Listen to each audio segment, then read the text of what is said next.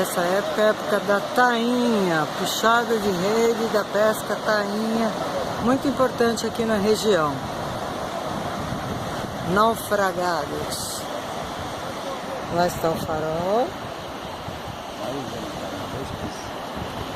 São 2 meses de pesca da tainha, de 1º de maio a 30 de junho, e os surfistas não podem, nessa época, nessas praias específicas, não podem surfar. Muito interessante. Chegamos um dia e na hora H